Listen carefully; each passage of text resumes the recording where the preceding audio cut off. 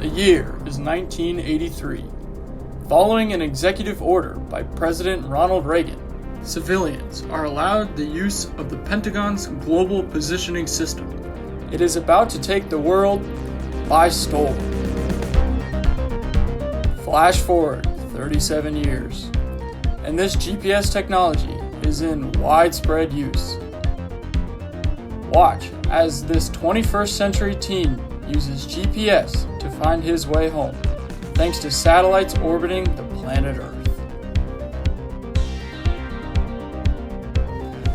But wait, upon entering his home, he discovers that the satellites cannot penetrate his house, and they have no idea where he is, and now, neither does he. So how is a modern teen like this to navigate indoor spaces without GPS?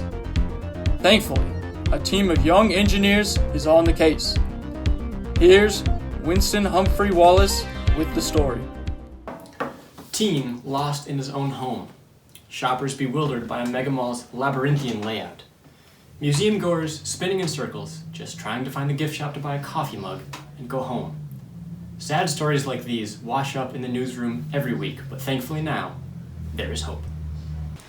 By utilizing Wi-Fi signals already available in the immediate area, a group of University of Iowa students known only as Dwam hopes to use machine learning to help create a handheld device capable of accurate indoor localization.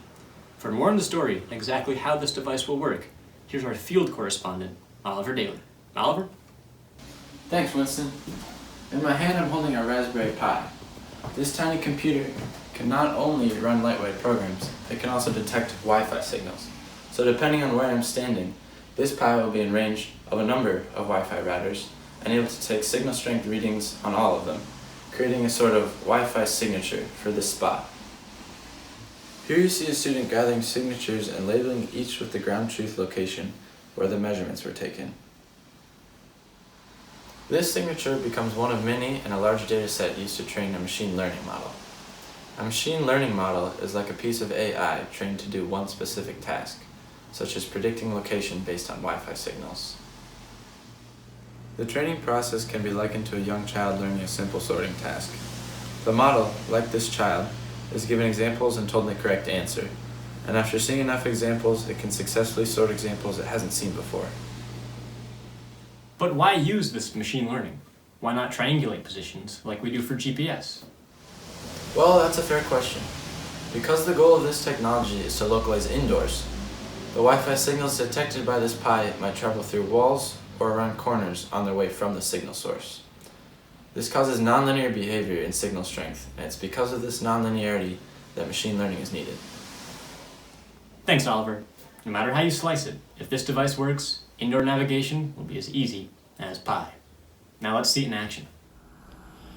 Here you can see a simple map of a section of the building used to test the device.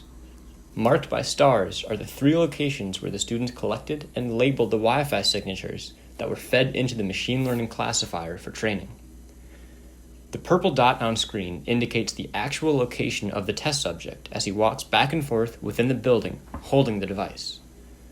Since only these 3 locations were used in training the model will always predict one of them as the most likely position of the test subject. The location the machine learning model predicts as most likely to be the test subject's location is indicated in blue. The classifier periodically calculates probabilities for each of the 3 locations as the subject moves. By combining these probabilities with a weighted average, a more accurate smooth position estimate is achieved, indicated by the red dot. Notice how the naive prediction of the classifier would suggest the test subject is standing still for a time before quickly moving into the next room, while the smooth classifier suggests a more gradual, natural movement pattern. As you can see, the system isn't perfect, but I'm sure they did their best. I'm being told that the students would like to thank a professor in Mudumbai for guiding them through the project. Now, stay tuned for sports coverage with Roger Malone. Well, professionally, still nothing going on, so no updates. But at home, my kid did 6 somersaults in a row, which is a new record.